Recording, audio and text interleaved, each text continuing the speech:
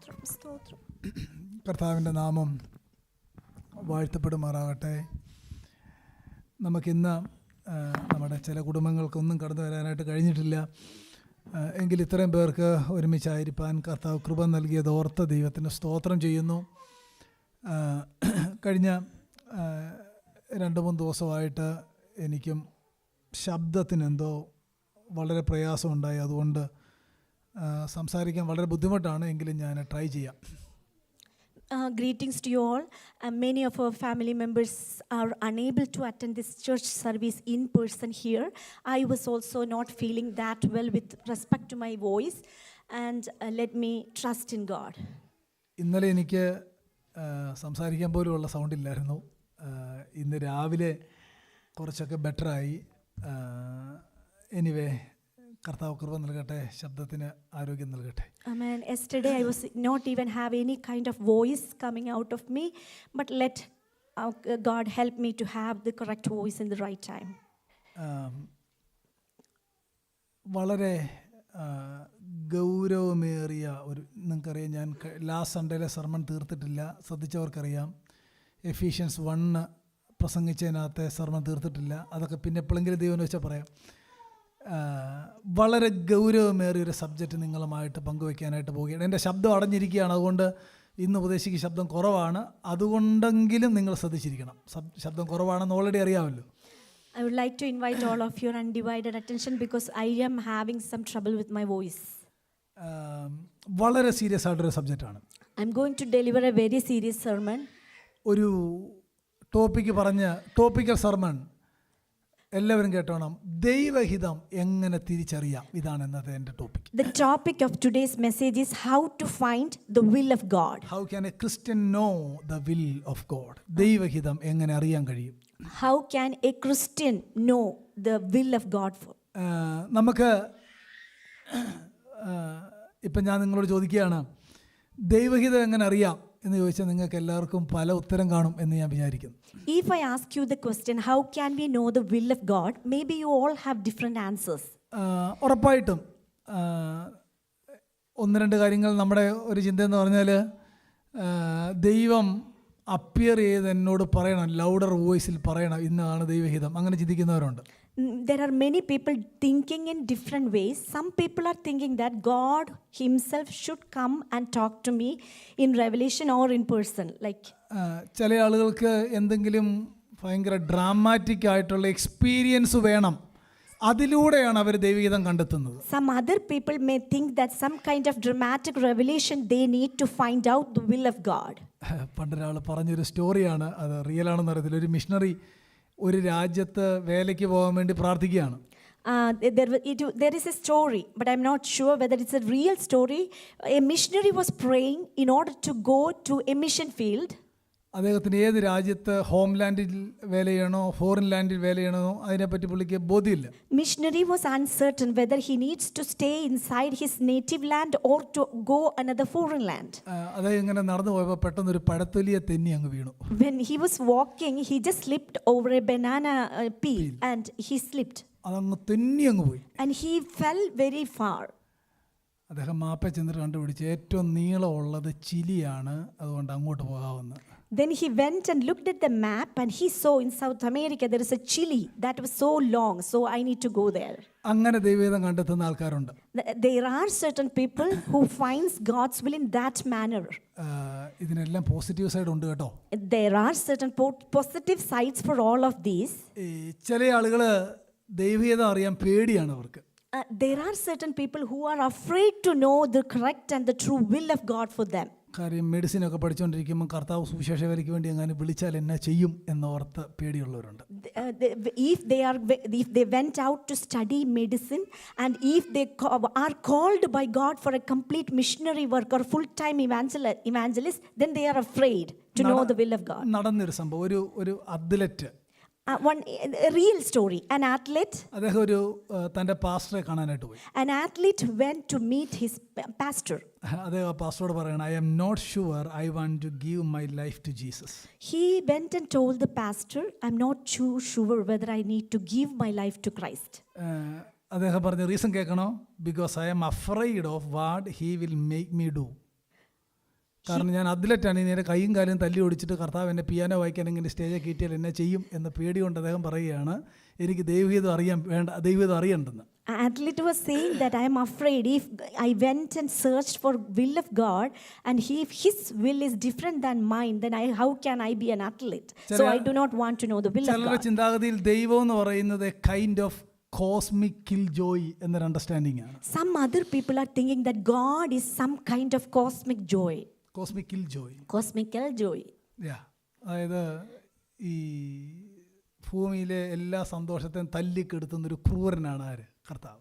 There are certain people thinking that God is a cruel entity who destroys all the happiness which we are allowed to enjoy over this earth. ഇത് മനസ്സിൽ വെച്ചുകൊണ്ട് Ephesians 5 verse number 17, Ephesians 5 verse number 17. എഫേസ്യ ലേഖനം 5-ാം അധ്യായം 17-ാം വാക്യം. ബുദ്ധിഹീനരാകാതെ, ഞാൻ ഒരു 10-20 വാക്യത്തിലൂടെയെങ്കിലും പോകണം, എന്നാലേ എനിക്കിത് പറയാനായിട്ട് കഴിയത്തുള്ളൂ. ബുദ്ധിഹീനരാകാതെ കർത്താവിൻ്റെ ഇഷ്ടം ഇന്നതെന്ന് ഗ്രഹിച്ചുകൊള്ളുവീൻ. So then do not be foolish but understand what the will of the Lord is. ദൈവത്തിന് എന്നെ ശ്രദ്ധിച്ച് കേൾക്കണം, എല്ലാവരും കേൾക്കണം. ഞാൻ ഈ പ്രസംഗം തീർക്കാൻ പറ്റുമെന്നറിയില്ല, തീർന്നാൽ നിശ്ചയമായിട്ടും ദൈവഗീതം എങ്ങനെ മനസ്സിലാക്കാമെന്ന് നിങ്ങൾക്ക് ബോധ്യമാകുമെന്നാണ് എൻ്റെ വിശ്വാസം. I truly believe that if I complete this sermon, you all will be able to recognize the will of God. ഒരു ഭക്തൻ പിന്നാലെ പറയാം, ദൈവത്തിന് നമ്മളെപ്പറ്റി എല്ലാവരെ പറ്റിയും ആഗ്രഹങ്ങളുണ്ട്. God has a purpose or a plan or a will for each and everyone. ആ ദൈവം നമ്മളോട് പറഞ്ഞിട്ടുണ്ട്, ഞാൻ നിങ്ങളെപ്പറ്റിയുള്ള ദൈവ ഇഷ്ടം എന്താണെന്ന് റിവീൽ ചെയ്യാം. That's why God promised that I will reveal what the will for you. അതുകൊണ്ട് തിരുവെഴുത്തിനകത്തെ ആ ഒരു പ്രധാനപ്പെട്ട കാര്യം ഓർത്തോണം. ദൈവം പറഞ്ഞിട്ടുണ്ട് ഇവിടെ ഇരിക്കുന്ന എല്ലാവരെ പറ്റിയും ദൈവത്തിന് ആഗ്രഹമുണ്ട്. So understand this, in scripture it is very clearly written that we all have a specific will for our Father. God has a plan for our life. Amen. ആ പ്ലാൻ എന്താണെന്ന് ദൈവത്തിന് റിവീൽ ചെയ്യാൻ താല്പര്യമുണ്ട്. And God is ready to reveal what the will of each one of us. പക്ഷേ അതെങ്ങനെ മനസ്സിലാക്കാമെന്നുള്ളതാണ് നമ്മൾ ഇന്ന് ശാന്തമായിട്ട് ചിന്തിക്കാൻ പോയി. ഇത് വർഷങ്ങളായിട്ട് എല്ലാവരും അന്വേഷിക്കുന്നൊരു ചോദ്യമാണ് എന്നാണ് ഞാൻ മനസ്സിലാക്കുന്നത്. അതുകൊണ്ടാണ് ഞാൻ ഈ വിഷയം അല്പം വിശാലമായിട്ട് തന്നെ പറയാമെന്ന് വിചാരിക്കുന്നത്. I believe that there are certain people for years they were searching to find the will of God. That's the main reason I took this topic for today's sermon. 143 സങ്കീർത്തനം 10-ാം വാക്യം വളരെ അനുഗ്രഹിക്കപ്പെട്ടൊരു വാക്യമാണ്. Psalm 143 verse 10. ഇങ്ങനെയാണ് വായിക്കുന്നത്, നിന്റെ ഇഷ്ടം ചെയ്യാൻ എന്നെ പഠിപ്പിക്കണമേ. Teach me to do your will. അവിടുത്തെ ആ പദങ്ങളെല്ലാം ശ്രദ്ധിച്ചു നോക്കിയേ. നിന്റെ ഇഷ്ടം ചെയ്യാൻ എന്നെ പഠിപ്പിക്കണമേ.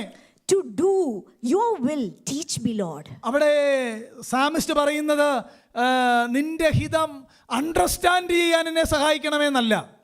The psalmist is not saying that let me understand the will of God. നിന്റെ ഹിതം വെളിപ്പെടുത്തണമേ എന്നല്ല. The psalmist is not praying reveal the will of God. നിന്റെ ഹിതം എന്നെ അറിയിക്കണേ എന്നല്ല. He is not praying please let me know your will. മറിച്ച് psalmist പ്രാർത്ഥിക്കുന്ന ആ വാചകം നിങ്ങൾ കേട്ടോ, നിന്റെ ഹിതം, ആ വാക്യത്തിനകത്ത് എത്ര മനോഹരമായിട്ട് എഴുതിയേക്കുന്നത്, നിന്റെ ഇഷ്ടം ചെയ്യാൻ ഞാൻ ഇഷ്ടപ്പെടുന്നു. He is specifically saying I love to do your will. അറിയാനല്ല, കേൾക്കാനല്ല, മനസ്സിലാക്കാനല്ല, ചെയ്യാൻ. Not only hearing, not only listening, but in order to do your will, teach me. എന്ന് പറഞ്ഞാൽ എൻ്റെ അർത്ഥം സാമിസ്റ്റിന് ഓൾറെഡി അറിയാം എന്താണ് ദൈവഹിതമെന്ന്. Psalmist already knew what is his will. അതുകൊണ്ടാണ് പറഞ്ഞേക്കുന്നത്, ഇത് അറിയിക്കണേ എന്നല്ല പ്രാർത്ഥിക്കുന്നത്, ഇത് അനുസരിക്കാൻ കൃപ നൽകണമേ. It is not about information, it is about obedience. Amen. That is the reason psalmist is praying. It is not to know what is your will, but help me to do your will. അവിടെ ആ വാക്യത്തിൻ്റെ അർത്ഥം എന്നുള്ളത്, he doesn't ask to God to reveal his will. He simply says empower me to do it. അതിൻ്റെ അർത്ഥം എന്താ? Already സാമിസ്റ്റിന് അറിയാം. ഞാൻ പറഞ്ഞ ആ വാക്യങ്ങൾ ശ്രദ്ധിച്ച് നിങ്ങൾ നോക്കി. ഞാൻ എത്ര സ്ട്രെയിൻ ചെയ്താൽ പ്രസംഗിക്കുന്നത്, ഇത്ര സൗണ്ടൊന്നുമില്ല. ആ വാക്യങ്ങൾ നോക്കി, നിൻ്റെ ഇഷ്ടം ചെയ്യാൻ മീൻസ് ഓൾറെഡി ഈ പാട്ടെഴുതുന്ന എഴുത്തുകാരന് ഗോഡ്സ് വില്ലിനെ പറ്റി ബോധ്യമുണ്ട്. The psalmist here, when he was writing the psalm, he knows already what is God's will, but he is writing, teach him to do his will. യേശു കർത്താവ് പറഞ്ഞ പല വാക്യങ്ങളുണ്ട്. ക്രൂശീകരണത്തിൻ്റെ സമയത്ത് കർത്താവ് പറഞ്ഞു, എൻ്റെ ഇഷ്ടമല്ല നിൻ്റെ ഇഷ്ടം. When our Lord Jesus, when he be crucified, he uttered these words, not my will, but thy will be done. യേശു കർത്താവ് പലപ്പോഴായിട്ട് പറഞ്ഞിട്ടുണ്ട്, ഞാൻ എൻ്റെ ഇഷ്ടം ചെയ്യാൻ വന്നതല്ല, എന്നെ അയച്ച പിതാവിൻ്റെ ഇഷ്ടം ചെയ്യാനാണ് വന്നിരിക്കുന്നത്. On several occasions, Lord Jesus mentioned that I came not to do my own will, but I came to do my Father's will. Jesus നമ്മളെ പ്രാർത്ഥിക്കാൻ പഠിപ്പിച്ചപ്പം നമ്മളോട് പറഞ്ഞത്, നിന്റെ ഇഷ്ടം സ്വർഗത്തിലെ പോലെ ഇവിടെയും ആകണമേ എന്നാണ് പഠിപ്പിച്ചത്. The Lord Jesus taught us how to pray. He taught us, may your will be done as it is in heaven. Paul ജെറുസലേമിലേക്ക് പോകാൻ വേണ്ടി, ഇന്ന് രാവിലെ ഞാൻ ഒരാളുടെ ഭാഗ്യം സംസാരിച്ചു. ആക്ട്സ് 21 നിങ്ങൾ വായിച്ചാൽ മതി. പോള് ജെറുസലേമിലേക്ക് പോകാൻ നേരത്ത് അവിടുത്തെ വിശ്വാസികളെല്ലാം കൂടെയും അവനെ തടുത്തു പോകരുതെന്ന് പറഞ്ഞു. When Paul was about to go to Jerusalem, all the believers around that place actually hindered Paul, do not go to that place. നിങ്ങൾ ആക്ട്സ് ചാപ്റ്റർ 21 വേഴ്സ് നമ്പർ 14 വായിച്ചാൽ ഇങ്ങനെയാണ് എഴുതിയേക്കുന്നത്. അവരെല്ലാവരുടെയും പോളിനോട് പറയുകയാണ്, കർത്താവിൻ്റെ ഇഷ്ടം നടക്കട്ടെ. Though they were all persuading Paul not to go, but he said, the will of the Lord be done. കണ്ടോ, ആ അന്നത്തെ ദൈവമക്കൾ പറയാ, കർത്താവിൻ്റെ ഇഷ്ടം നടക്കട്ടെ. And he was replying to that, all the gathering, his will be done. റോമാലേഖനത്തിൽ 2 പ്രാവശ്യം അപ്പോസ്തലൻ പറയുന്നുണ്ട്, ദൈവഹിതമെങ്കിൽ ഞാൻ റോമിൽ വന്ന് നിങ്ങളെ കാണും. And 2 times in Romans he was saying that if God willing, I will come to Rome and I will meet you in person. Peter തൻ്റെ എപ്പിസ്റ്റലിൽ പറയുന്നുണ്ട്, 1 പത്രോസ് 4:2 ഇങ്ങനെയാണ് വായിക്കുന്നത്, ദൈവത്തിൻ്റെ ഇഷ്ടത്തിനത്രേ നാം ജീവിക്കേണ്ടത്. എത്ര ഗൗരവമായിട്ട് പറഞ്ഞേക്കുന്നത്, ദൈവത്തിൻ്റെ ഇഷ്ടത്തിനത്രേ നാം ജീവിക്കേണ്ടത്. Peter also addressing us, we need to live for the will of God. Colossians chapter 4 verse 12 മുതൽ താഴോട്ട് വായിച്ചാൽ മതി. അപ്പോസ്റ്റോലിക് മിനിസ്ട്രിയുടെ ലക്ഷ്യം അവിടെ വായിക്കുന്നുണ്ട്. We can see the objective of apostolic ministry in Colossians chapter 4. The goal of apostolic ministry 4:12 ഇങ്ങനെയാണ് വായിക്കുന്നത്, നിങ്ങൾ ദൈവഹിതം സംബന്ധിച്ചൊക്കെയും പൂർണ്ണ നിശ്ചയം ഉള്ളവർ ആകേണ്ടതിന്. We are reading in the book of Colossians that Paul was praying that you may stand perfect and fully assured in all the will of God. കണ്ടോ, ഒരു ശുശ്രൂഷകന്റെ ആഗ്രഹം കണ്ടോ, നിങ്ങൾ ദൈവഹിതം സംബന്ധിച്ചൊക്കെയും പൂർണ്ണ നിശ്ചയം ഉള്ളവരായി നിൽക്കേണ്ടതിന് ദൈവം എന്നെ വചന ശുശ്രൂഷ ഏൽപ്പിച്ചിരിക്കുന്നു. And a minister's will, he is saying that I'm always laboring earnestly because you may stand perfect and fully assured in all the will of God. ഏറ്റവും വലിയ സാമാണല്ലോ psalm number 119. The longest psalm is Psalm 119. 176 verse അതിനകത്തുണ്ട്. 176 verses which ഈ has 176 വേഴ്സിൽ 175 verse വായിച്ചാലും ദൈവ ഇഷ്ടം ചെയ്യാനായിട്ടുള്ള ലോങ്ങിങ് ആണ് all the verses. Throughout the verses we can see a longing to do the will of God. ചില വാക്യങ്ങളാണ്, enable me O God to do your will, enable me O God to follow your path, to keep your commandments. അങ്ങനെ repeat ചെയ്ത് ആത്മാവ് എഴുതുകയാണ്. Psalmist is keep repeating that verses throughout that 176 verses, enable me to do your will. അങ്ങനെങ്കിൽ കർത്താവും അപ്പോസ്തലന്മാരും സഭയും തിരുവെഴുത്തെല്ലാം വളരെ ഊന്നൽ കൊടുത്ത് പറയുന്ന കാര്യമാണ്, know the will of God and do the will of God. And if that is so, our Lord Jesus Christ, apostles and throughout the scriptures, we can see we need to know and do the will of God. ഇനിയും ഞാനിതിനെ ഒരല്പം തിയോളജിക്കലിലൂടെ ഒന്ന് ഓർത്തിരിക്കണേ, മറന്നു പോകരുത്. Hallelujah. സ്തോത്രം. Praise the Lord. ഈ ഒരാഴ്ച മുഴുവൻ ഞാൻ ഈ ഒരു വേദഭാഗമായിട്ടിരിക്കുന്നത്. ഈ ഒരാഴ്ച മുഴുവൻ പ്രത്യേകിച്ച് 3-4 ദിവസം സൗണ്ട് ഇല്ലാഞ്ഞുകൊണ്ട് പിള്ളേരോട് പോലും വർത്താനം പറയാൻ പറ്റത്തില്ല. അതുകൊണ്ട് ഞാൻ ഫുൾ വായിക്കുമായിരുന്നു. അതുകൊണ്ട് അത്രയ്ക്ക് ആഗ്രഹം എൻ്റെ ഉള്ളിലുണ്ട്. ഇതുപോലെ തന്നെ നിങ്ങൾക്ക് മനസ്സിലാവണം. ദൈവഹിതത്തിൻ്റെ അല്ലെങ്കിൽ ദ വിൽ ഓഫ് ഗോഡ്, അത് രണ്ട് ആസ്പെക്റ്റ് അതിനകത്തുണ്ട്, രണ്ട് aspect. We can see there are two aspects for the will of God. അല്ലെങ്കിൽ 2 ways അതിനകത്തുണ്ട്. There are 2 ways for the will of God. ഒന്നാമത്തേത് ദൈവത്തിൻ്റെ ഡിക്രീറ്റീവ് ആയിട്ടുള്ള വില്ലാണ്. എന്ന് പറഞ്ഞാൽ ദൈവത്തിൻ്റെ സർവ്വ സ്വതന്ത്ര അധികാരത്തിൽ ദൈവം ചില കാര്യങ്ങൾ തീരുമാനിച്ചിട്ടുണ്ട്. The first thing is because of his sovereignty. That's called a decretive will. എന്ന് പറഞ്ഞാൽ ആരും അറിയാത്ത നാഴികയിൽ മനുഷ്യപുത്രൻ എന്ത് ചെയ്യും? അതിനകത്ത് ആർക്ക് റോളില്ല. That is decretive will. In a matter of time, there is no one able to know that right time when the Son of Man is going to appear again. ഞാനും നിങ്ങൾ എന്നും മരിക്കണം എന്നുള്ളത് ദൈവത്തിന്റെ ഡിക്രീറ്റീവ് വില്ലാണ്. And also you and I, when we need to depart this world, that is a decretive will from our Father. ഒരു പിശാചിനും അതിനകത്ത് റോളില്ല. There is no role for any Satan. ക്രൂശീകരണം ദൈവത്തിന്റെ ഡിക്രീറ്റീവ് വില്ലാണ്. ഈ ലോകത്തിന്റെ പ്രഭുവിന് അത് മനസ്സിലായില്ല എന്നാ വായിക്കുന്നത്. Crucifixion also is a decretive will. The Lord of this world didn't quite understand that. അത് ഞാൻ അല്പം ഒന്ന് എക്സ്പ്ലെയിൻ ചെയ്തു തരാം. രണ്ടാമത്തേത് ഡിക്രീറ്റീവ് വില്ലല്ല, നമ്മളെ പറ്റി ദൈവത്തിന് ആഗ്രഹമുണ്ട്. The second one is not a decretive will. There is a specific will for each one of us. അതായത് God's revealed will. And the next thing is that is God's revealed will. എന്ന് പറഞ്ഞാൽ അതിൻ്റെ അർത്ഥം ശ്രദ്ധിച്ചു കേട്ടെ. ഡിക്രീറ്റീവ് വില്ല് ദൈവം തൻ്റെ പരമാധികാരത്തിൽ ചെയ്യുന്ന കാര്യമാണ്. എന്നാൽ റിവീൽഡ് വില്ലുണ്ട്. മറ്റൊരു പേര് അതിന് വായിക്കുന്നത് പ്രിസെപ്റ്റീവ് വില്ലെന്നാണ്. നമ്മളെ പറ്റി ദൈവത്തിന് കുറച്ച് ആഗ്രഹങ്ങളുണ്ട്. Decretive will is doing out of his sovereignty, and the decisive will is for each one of us. He has a plan for each one of us. ഈ ദൈവത്തിൻ്റെ ആ ഡിക്രീറ്റീവ് വില്ല് യാക്കോബിൻ്റെ ലേഖനം 4:13 മുതൽ 16 വരെ ഒരു കാര്യം പറയുന്നുണ്ട്. 13 മുതൽ 16 വരെ. For the decretive will, we can see an example in James chapter 4 verses. അവിടുത്തെ അർത്ഥം ഇത്രയേ ഉള്ളൂ.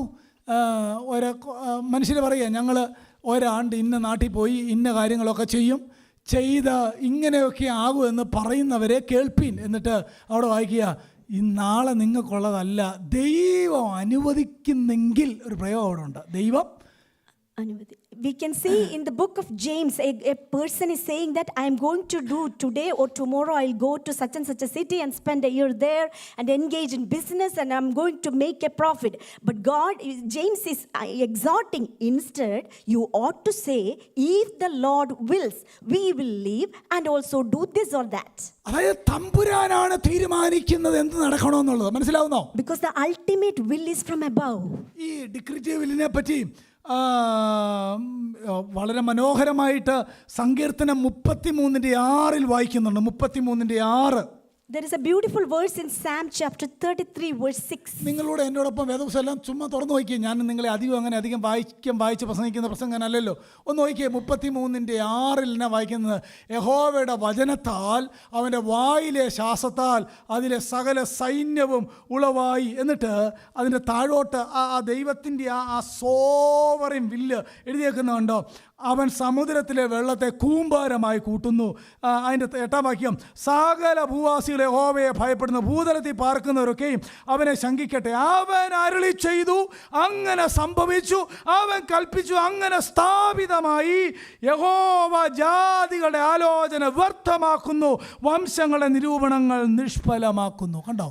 We can see in the book of Psalm chapter 33, for he spoke and it was done. He commanded and it stood fast. The Lord nullifies the counsel of the nations. He frustrates the plans of the people. യെശയ്യാപ്രവചനം 46:9 അതിനോട് ചേർന്ന് വരുന്നൊരു വാക്യമുണ്ട്. 46:9 എങ്ങനെ വായിക്കുന്നത്? പണ്ടുള്ള പൂർവ്വകാര്യങ്ങൾ. ഐസയ്യ 46:9. പണ്ടുള്ള പൂർവ്വകാര്യങ്ങളെ ഓർത്തു നോക്കുവിൻ, ഞാനല്ലാതെ വേറൊരു ദൈവമില്ല, ഞാൻ തന്നെ ദൈവം, എന്നെ പോലെ ഒരുത്തനുമില്ല. ആരംഭത്തിൽ തന്നെ അവസാനവും പൂർവകാലത്ത് തന്നെ മേലാൽ സംഭവിപ്പാനുള്ളതും ഞാൻ പ്രസ്താവിക്കുന്നു.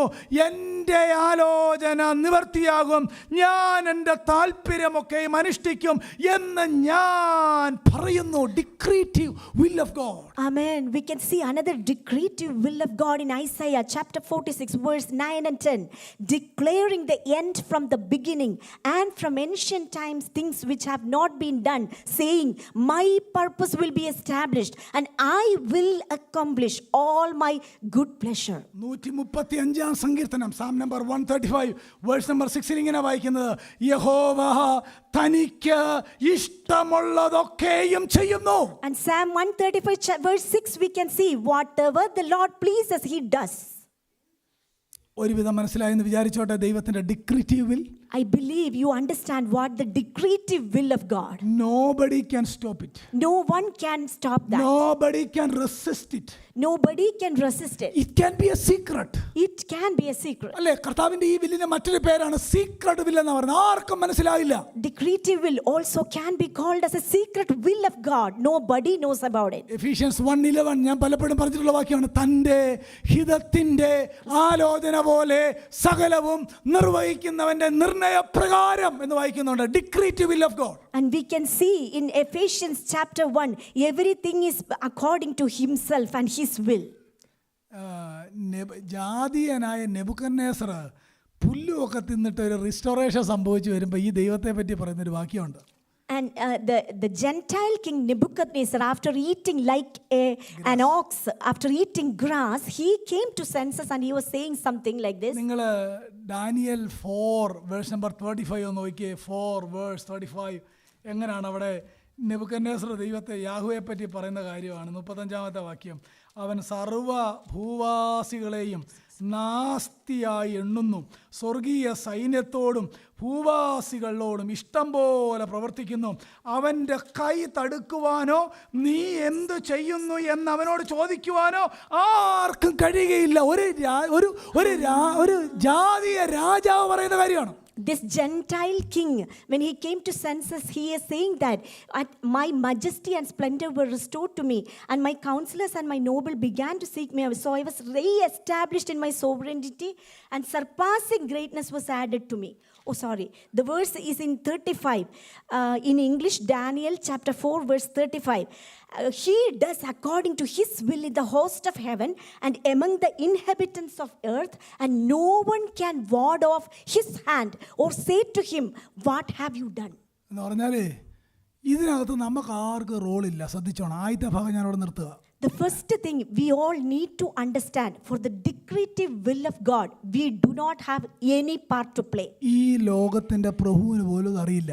Even the Lord of this world do not even know. ഇത് കർത്താവിന് മാത്രമേ അറിയത്തുള്ളൂ. This will is only known Lord Jesus. അത് എങ്ങനെയൊക്കെയാണ് കർത്താവ് അതിനെയെല്ലാം കൂടി വ്യാപരിപ്പിക്കുന്നതെന്ന് എഴുതി വെച്ചിട്ടില്ല. I am not too sure how it is working all together, but he has a plan. പക്ഷേ അതവിടെ നിൽക്കട്ടെ. നമുക്കതിനകത്ത് ഓൾട്ടർ ചെയ്യാൻ പറ്റത്തില്ല, ആഡ് ചെയ്യാൻ പറ്റത്തില്ല, സ്റ്റോപ്പ് ചെയ്യാൻ പറ്റത്തില്ല, റെസിസ്റ്റ് ചെയ്യാൻ പറ്റത്തില്ല. പക്ഷെ അതെപ്പോഴും ജസ്റ്റ് ആയിരിക്കും. Amen. That will, let it be stand there, because we cannot add, we cannot subtract, or we cannot multiply it. Let it be stand there. But in the human level, നമ്മുടെ വിഷയത്തിലേക്ക് വരാൻ പോവുകയാണ്. But according to a human level, let us come back to our life. God has a will for man. God has a will for every man. ഇവിടെ ഇരിക്കുന്ന എല്ലാവർക്കും ഒരുപോലെ apply ആകുന്ന ദൈവത്തിൻ്റെ പദ്ധതികളുണ്ട്. There is a will for everyone which is applicable to all. അത് ഞാൻ 6 പോയിൻ്റായിട്ട് കൊണ്ടുവരികയാണ്. I'm going to bring that specific plan for each one of us in 6 points. നമുക്ക് ദൈവഗീതം അറിയേണ്ടത്, കല്യാണം കഴിക്കേണ്ടത് ആ പെണ്ണിനെയാണോ, ആ കോളേജിലാണ് അഡ്മിഷൻ എടുക്കേണ്ടത്, ഈ ജോലി ചെയ്യാവോ, ഇതൊക്കെയാണ് നമ്മുടെ ദൈവം. ഈ 6 എണ്ണം ക്ലിയർ ആയ ബാക്കിയെല്ലാം ശരിയാവും.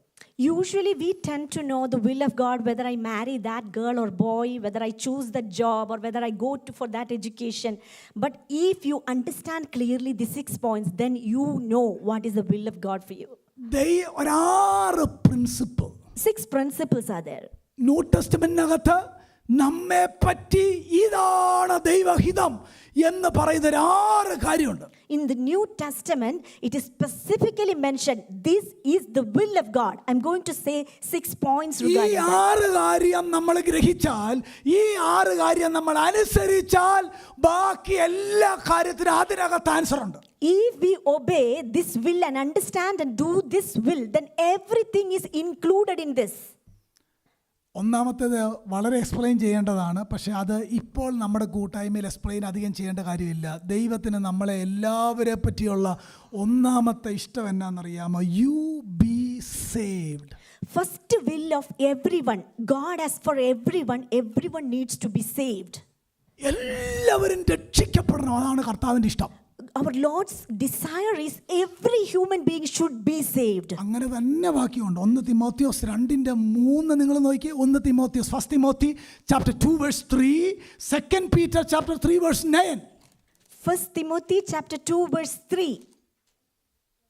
2 Peter chapter 3 verse 9. 2 verse 3 മാത്രം ഞാനൊന്ന് വായിക്കാം. എങ്ങനെ വായിക്കുന്നത്? അവൻ സകല മനുഷ്യരും രക്ഷ പ്രാപിക്കാനും സത്യത്തിൻ്റെ പരിജ്ഞാനത്തിലെത്തുവാനും അവൻ ഇച്ഛിക്കുന്നു. വാക്യം കണ്ടോ? We can see here, he desires all men to be saved and to come to the knowledge of the truth. നിങ്ങൾ ആ വാക്യം കണ്ടോ? He desires. He desires all men. അവൻ സകല മനുഷ്യരും രക്ഷ പ്രാപിപ്പാൻ ഇച്ഛിക്കുന്നു. He desires, 1 Timothy chapter 2 verse 4, he desires all men to be saved. അങ്ങനെയെങ്കിൽ നമ്മളെ പറ്റിയുള്ള ഒന്നാമത്തെ ദൈവേഷ്ടം എന്താ കേട്ടോ? First will of God towards everyone. എല്ലാവരും രക്ഷിക്കപ്പെടണം. Everyone should be saved. Peter പറയുന്നത് എങ്ങനെയാണെന്നറിയാമോ? 3 verse 9, 2 Peter chapter 3 verse 9, ആരും നശിച്ചു പോകാതെ എല്ലാവരും മാനസാന്തരപ്പെടുവാൻ അവൻ ഇച്ഛിക്കുന്നു. He desires, he is wishing for any to perish, but for all to come to repentance. മർക്കോസ് 3-ക്കകത്ത് കർത്താവ് തിരക്കിട്ട ശുശ്രൂഷ ചെയ്തുകൊണ്ടിരിക്കുകയായിരുന്നു. In Mark 3, we can see our Lord Jesus was really busy in action. അന്നേരം യേശുവിൻ്റെ അമ്മയും സഹോദരങ്ങളും വന്നു. At that time, his mother and his brother and sister came there. അവർ നിന്നെ അന്വേഷിക്കുന്നെന്ന് crowd പറഞ്ഞു. And crowd told him, your mother and brothers are seeking for you. കർത്താവ് എന്നെ അവരോട് പറഞ്ഞത്? At that time, he answered. What did he answer?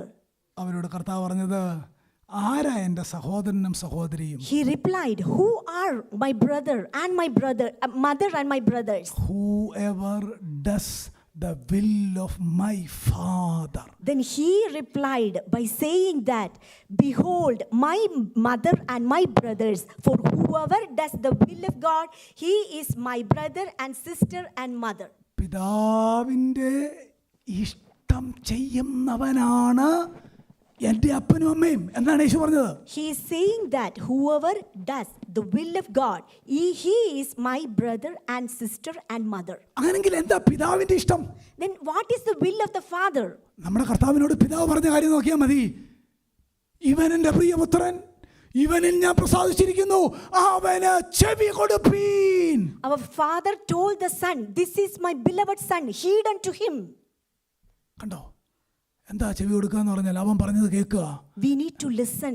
എന്നിൽ വിശ്വസിക്കുക, We need to രക്ഷ പ്രാപിക്കുക. we need to be അതാണ് saved. നമ്മളെ പറ്റിയുള്ള ഒന്നാമത്തെ ഇഷ്ടം. First will is we need to അതാണ് first step. First step is to be ഇത് salvation. ശരിയാകാതെ ദൈവഹിതം അന്വേഷിച്ചാൽ അവനെ പറ്റി ഒറ്റ ഹിതമേ ഉള്ളൂ, അവൻ നിത്യ നരകത്തിലേക്ക് പോവുകയാണ്. If we are not truly born again, there is only one plan for him, to go have an eternal destruction in hell.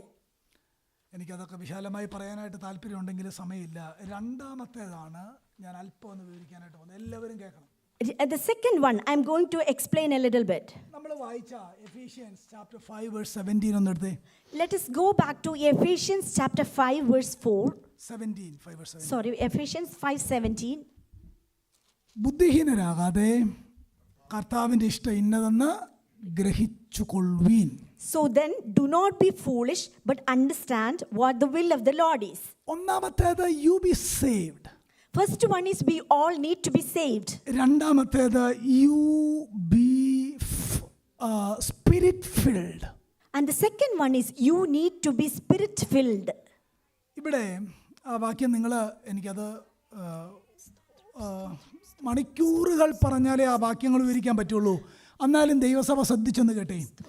ബുദ്ധിഹീനരാകാതെ കർത്താവിൻ്റെ ഇഷ്ടം എന്നതെന്ന് ഗ്രഹിച്ചുകൊള്ളുവീൻ. എന്നിട്ട് 18-ാം വാക്യം, വീഞ്ഞ് കുടിച്ച് മത്തരാകരുത്, അതിനാൽ ദുർനടപ്പുണ്ടാകുമല്ലോ. 19-ാം വാക്യം, ആത്മാവ് നിറഞ്ഞവരായി. കണ്ടോ?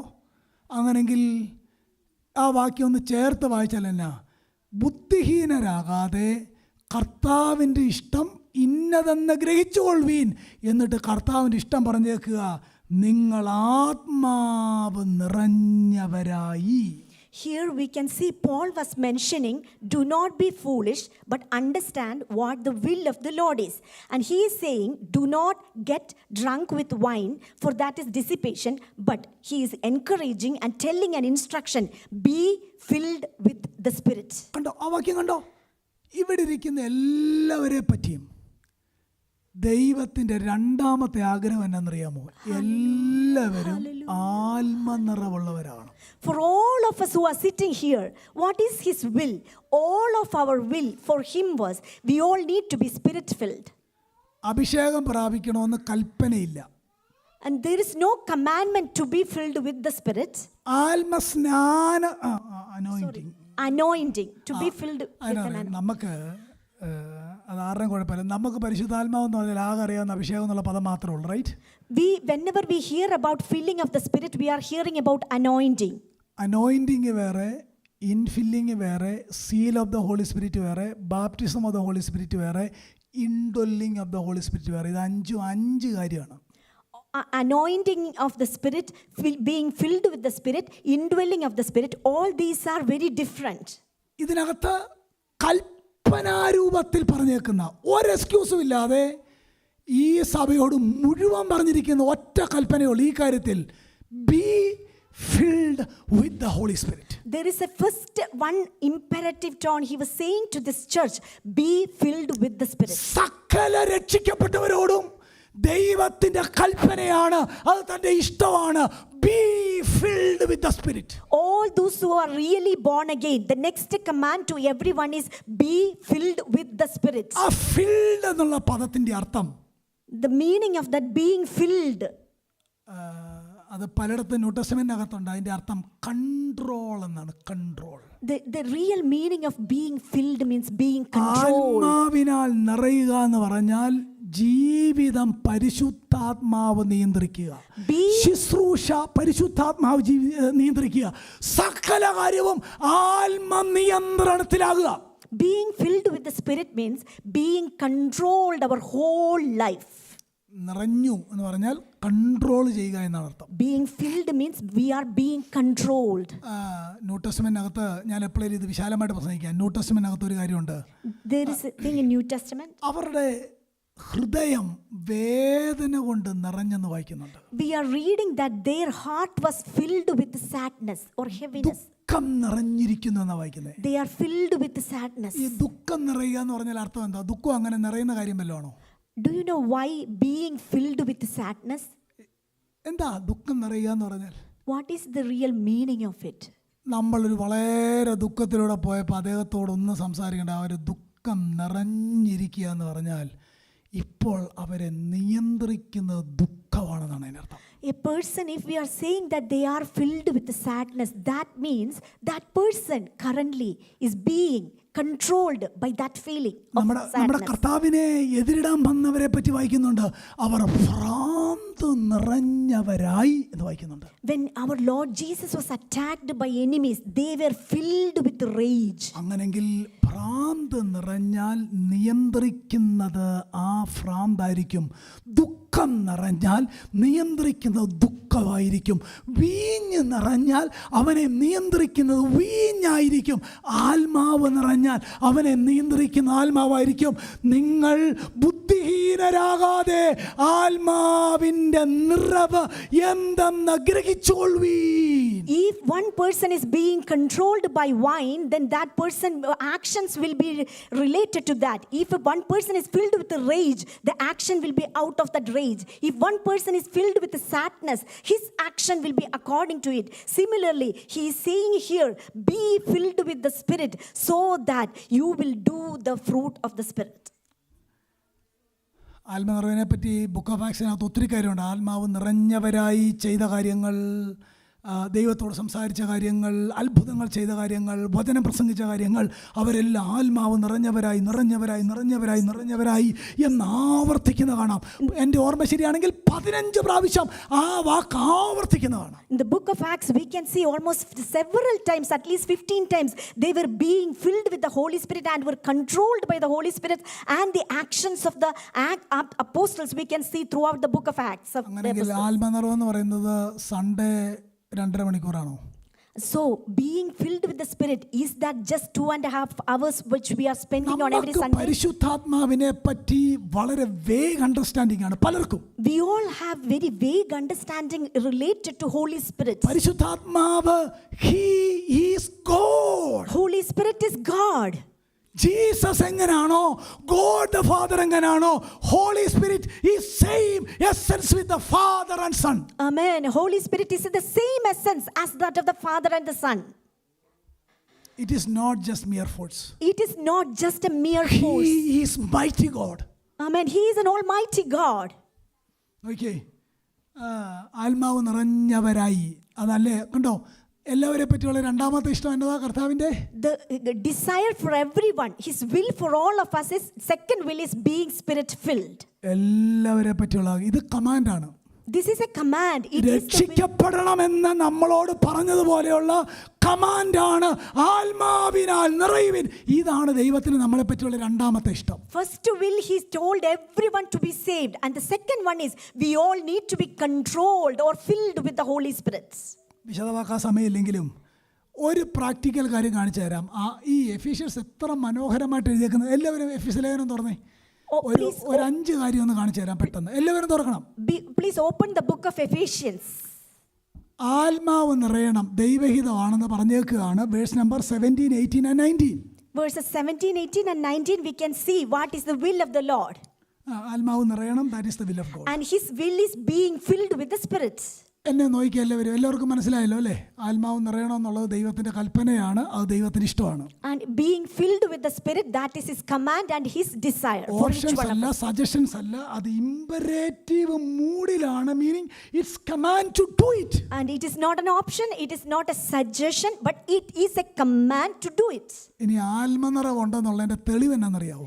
What is the distinct show or evidence of being filled with the Spirit? ആക്സിനകത്ത് നമ്മൾ ആത്മാവ് നിറഞ്ഞവരായ ഒരു അന്യഭാഷ സംസാരിച്ചത് വായിക്കുന്നുണ്ട്, പക്ഷെ എല്ലായിടത്തും അത് വായിക്കുന്നില്ല. In the book of Acts we are seeing they were filled with the Spirit and started to speak in tongues, but we are not seeing that. ആത്മാവ് നിറഞ്ഞവരായി അവർ വചനം പ്രസംഗിച്ചു എന്ന് വായിക്കുന്നുണ്ട്, പക്ഷെ എല്ലായിടത്തും അത് വായിക്കുന്നില്ല. And we are again seeing they were filled with the Spirit and began to preach everywhere, and we are not seeing throughout the Acts. പക്ഷേ എഫീഷ്യൻസിൽ പ്രാക്ടിക്കൽ ആയിട്ടുള്ള 5-6 കാര്യം പറഞ്ഞിട്ടുണ്ട്. Very practical. But in Ephesians we can see a very practical thing when we are controlled by the Holy Spirit. Order തെറ്റരുത്. ആദ്യം be saved എന്നുള്ളതാണ്. And do not ever change the order. First order is to be saved, that is the will. രക്ഷിക്കപ്പെടണം, എന്നിട്ടേ ഉള്ളൂ കർത്താവിൻ്റെ ഇടപാട്, വേറൊരു ഇടപാടുമില്ല. Second be filled. First one is to be saved and second one is to be filled. ഇനി നിങ്ങൾ ആത്മാവ് നിറഞ്ഞവരോട് പറയുന്ന കൽപ്പനയാണ് Ephesians. Those who are being filled with the Holy Spirit, the commandment for those is the book of Ephesians. Verse number 22 എല്ലാവരും നോക്കിയേ. Verse number 22 ഭാര്യമാരെ എന്ന് പറഞ്ഞാണ് വായിക്കുന്നത്. അങ്ങനെ നമുക്ക് ഇങ്ങനെ വായിക്കാം, spirit filled wives. And we can see verse 22, wives, we can read in this way, a spirit-filled wife. കാര്യം മുകളിൽ കൽപ്പന പറഞ്ഞിട്ടാണ് പറഞ്ഞത്, spirit filled wives. Spirit-filled wives. അവരെങ്ങനെ ആയിരിക്കണം? അവരിങ്ങനെ ആയിരിക്കും എന്നാണ് എൻ്റെ അർത്ഥം. They will be like this. That is what it is showing here. Verse number 28. Verse number 28. അവണ്ണം ഭർത്താക്കന്മാരും Spirit filled husbands. We can see spirit-filled husbands. താഴോട്ട് വായിച്ചാൽ മതി, ആത്മനിറവുള്ള ഭാര്യമാര്, ആത്മനിറവുള്ള ഭർത്താക്കന്മാര്. We can see spirit-filled wives and spirit-filled husbands. Verse number 6. Chapter number 6. Chapter 6 verse 1. മക്കളെ, spirit filled Children. We can see spirit-filled children. Order ഉണ്ടോ? The order we can see. ഒന്ന്, ഭാര്യമാര് ആത്മാവ് നിറഞ്ഞാൽ എങ്ങനായിരിക്കും? How a wife will be if she is filled with the Spirit. ഭർത്താക്കന്മാർ ആത്മാവ് നിറഞ്ഞാൽ എങ്ങനായിരിക്കും? Next the order, husbands, if they are filled with the Spirit. കുഞ്ഞുങ്ങൾ, kids, adults, teenagers, verse number 1, chapter number 6. Kids, youngsters, spirit filled kids എങ്ങനെ ആയിരിക്കണം? ഇത് രക്ഷിക്കപ്പെട്ട കുഞ്ഞുങ്ങളുടെ കാര്യമാണ് പറയുന്നത്. It is talking about a saved children. and here we can see the commandment to a spirit-filled children. എല്ലാവരും ഒന്ന് വായിച്ചേ, കുഞ്ഞുങ്ങളെല്ലാവരും, യങ്സ്റ്റേഴ്സ് എല്ലാവരും, ടീനേജേഴ്സ് എല്ലാവരും വായിച്ചേ. Teenagers, all please read that. ഇങ്ങനെ ചേർത്ത് വായിക്കണം, കാര്യം കോണ്ടസ്റ്റ് അങ്ങനെയാണ്. Spirit filled wives, spirit filled husbands, spirit filled children, obey your parents. Verse number 4, spirit filled fathers, do not provoke your child. And please, എല്ലാവരും എന്നെ നോക്കിയാൽ ഞാൻ പറയുന്നത് മനസ്സിലാകുന്നില്ലേ? ഇതിനേക്കാൾ കൂടുതൽ എങ്ങനെ എഫിസിലെ ഔട്ട്ലൈൻ ഉണ്ടാക്കുന്നത്? ഇത് അന്ന് പോൾ എഴുതിയപ്പം 6:1, 6:2 ഒറ്റ ആർട്ടിക്കിളായിരുന്നു. നമ്മൾ വായനയ്ക്കായി 1, 2, 3, 4 ആക്കിയതാണ്. അതാണ് പ്രശ്നമായി പോയെന്ന് എനിക്ക് തോന്നുന്നത്. at the time of the writing of this, the book of Ephesians, there were no chapter or any classification like this. But after that, they classified into 1, 2, 3 verses and chapter by chapter. Spirit filled wives, spirit filled husbands, spirit filled children, spirit filled fathers. Verse number 5, spirit filled slaves or servants. Verse number 9, spirit filled masters. Hallelujah. ഇത് പുറത്തുള്ളവരോടല്ല, ഇത് രക്ഷിക്കപ്പെട്ട ദൈവഹിതമാണെന്ന് മനസ്സിലായി, ആത്മനിറവ് ദൈവഹിതമാണെന്ന് മനസ്സിലായവരോട് പറയുന്ന ദൂതാണിത്. This is not for an external person, but those who are truly born again and those who needs to obey the will of God. To them, this is written clearly. ഈ പറഞ്ഞതിനകത്ത് ആരും പെടുന്നില്ല എങ്കിൽ verse number 10 നോക്കിയേ. ഒടുവിൽ കർത്താവിലും അവൻ്റെ അമിതബലത്തിലും means spirit filled believers. Amen. If anyone is not belonging to any of that classification, to those the verse 10 is referring to. ഇനി എല്ലാവരും മനസ്സിലാക്കിയോ? ആത്മനിറവ് വൈഫിലുണ്ടായിരിക്കണം, ആത്മനിറവ് ഹസ്ബൻഡിലുണ്ടായിരിക്കണം, ആത്മനിറവ് കുഞ്ഞുങ്ങളിലുണ്ടായിരിക്കണം. ഈ കുഞ്ഞുങ്ങൾ പേരൻസ് എന്ന് പറയുമ്പം it is not talking about babes. That verse is talking about spirit-filled Christian. Otherwise, they cannot obey. അതിൻ്റെ order നിങ്ങൾ കണ്ടോ? The order we should never forget. First, if there is a spirit-filled wife, if there is a spirit-filled husband, then there is a spirit-filled children.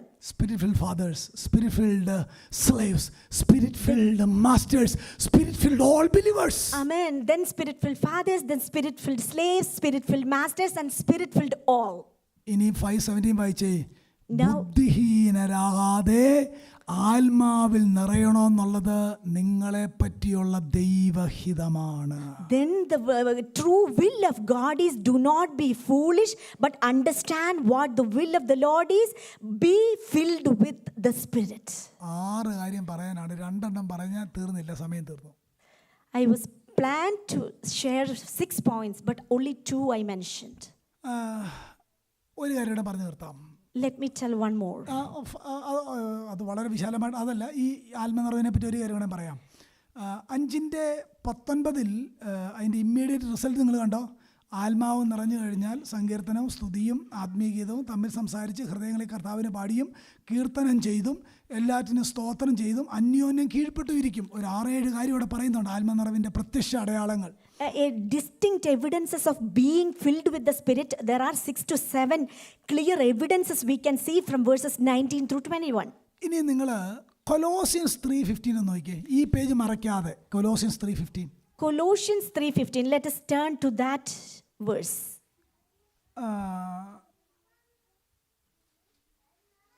സങ്കീർത്തനങ്ങളാലും, ശ്രദ്ധിച്ചു കേട്ടോണം, നിർത്താൻ പോവുക. സങ്കീർത്തനങ്ങളാലും സ്തുതികളാലും ആത്മീയ ഗീതങ്ങളാലും തമ്മിൽ പഠിപ്പിച്ചും ബുദ്ധി ഉപദേശിച്ചും നന്ദിയോടെ നിങ്ങളുടെ ഹൃദയങ്ങളിൽ ദൈവത്തിന് പാടിയും ഇങ്ങനെ ക്രിസ്തുവിൻ്റെ വചനം ഐശ്വര്യമായി സകല ജ്ഞാനത്തോടും കൂടെ നിങ്ങളിൽ വസിക്കട്ടെ.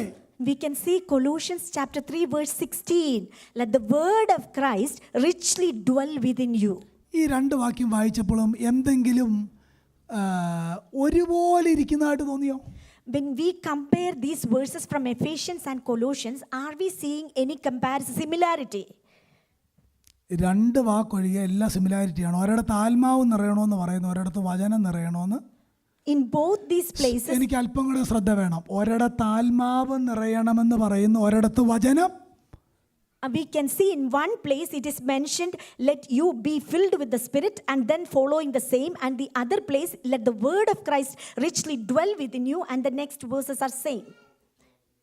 പ്രിയപ്പെട്ടവരെ, ഒരു ഭക്തൻ പറഞ്ഞ ഒരർത്ഥം ഇതാണ്: the spirit filled Christian is A Bible filled Christian. എല്ലാവരും കേട്ടോ? നമ്മൾ പറയുന്നത് ആത്മാവ് ഉള്ളിടത്ത് വചനമില്ലെന്നാ, വചനം ഉള്ളിടത്ത് ആത്മാവും ഇല്ലെന്നാ. നോ, അത് വളരെ തെറ്റാണ്. A spirit filled Christian is A Bible filled Christian. A man of God said like this, a spirit-filled Christian is a Bible-filled Christian. അന്നേരം ഒരുവനിൽ ആത്മാവ് നിറഞ്ഞാൽ അവൻ്റെ അകത്ത് വചനം നിറയും. ഒരുവനിൽ വചനം നിറഞ്ഞാൽ അവൻ്റെ അകത്ത് ആത്മാവ് നിറയും. ഇത് രണ്ടിനെ സെപ്പറേറ്റ് ചെയ്യാൻ കഴിയത്തില്ല. കാര്യം റിസൾട്ട് ഒന്നാണ്. Amen. If a man or a woman being spirit-filled means that person will be filled with the Spirit. That means filled with the Word of God. These two are inseparable. ചിലപ്പോഴൊക്കെ നമ്മൾ പറയാറുണ്ട്, അവിടെ ആത്മാവിന് സ്വാതന്ത്ര്യമില്ല, വചനപ്രസംഗം മാത്രമേ ഉള്ളെന്ന് പറയാറുണ്ട്. There are certain times we usually say there is no freedom for the Spirit, only freedom for the word. അത് തെറ്റാണ്. It is not right. വചനം ഉള്ളിടത്തെ ആത്മാവ് ഉള്ളൂ. ആത്മാവ് ഉള്ളിടത്തെ വചനം എന്ന് പറഞ്ഞാൽ spirit filled Christian is always Bible filled Christian. Amen. Where there is Spirit, there is word. So wherever there is Spirit, then only there is the word of God. ഇതിനെ രണ്ടിനെ separate ചെയ്യാൻ പറ്റില്ല. We cannot separate these two together. ഞാൻ അടുത്ത ആഴ്ചയിൽ വിശദമായി പറയാമെന്ന് വിചാരിക്കുന്നു. I believe next week I will be able to continue this. ഞാൻ ആ പറഞ്ഞ കാര്യങ്ങൾ ഓർത്തിരിക്കുന്നുണ്ടോ? Do you remember what I mentioned? Decretive will of God. First one I said decretive will of God. Second, revealed will of God. Second one is revealed will അതിൽ of God. ഒന്നാമത്തെ കാര്യം, The first one, revealed will of God. be saved. Be saved. രക്ഷിക്കപ്പെട്ട സകലരോടും പറയുന്നത് be filled with the Holy Spirit. All those who are truly saved, let everyone be filled with the Spirit. അത് വീട്ടിൽ കാണണം, എന്നിൽ കാണണം, ആത്മ നിറവുള്ളവനാണെന്നുള്ളത്. Being filled or controlled by the Holy Spirit should be evident inside your houses. ഇതെല്ലാം ശരിയായി വന്നാലുണ്ടല്ലോ, ഏത് കോളേജിൽ പഠിക്കണം, ആരെ കല്യാണം കഴിക്കണം എന്നെല്ലാം ഉത്തരം ഇതിനകത്തുണ്ട്. If everything is clear and clean and accordingly, then everything will be clear to you whom you should marry and which college you need to prefer. Amen. Amen. കർത്താവ് സഹായിക്കട്ടെ. ദൈവം അനുവദിച്ചാൽ നമുക്ക് ഫോളോയിങ് സൺഡേസിൽ ഇത് ഉറപ്പായിട്ട് ഞാൻ കണ്ടിന്യൂ ചെയ്യും. നിങ്ങളിത് ഓർത്തിരിക്കണമെന്ന് ദൈവനാമത്തിൽ ഓർപ്പിക്കുന്നു. കർത്താവ് സഹായിക്കട്ടെ. സാക്ഷ്യം പറയാൻ ആർക്കെങ്കിലും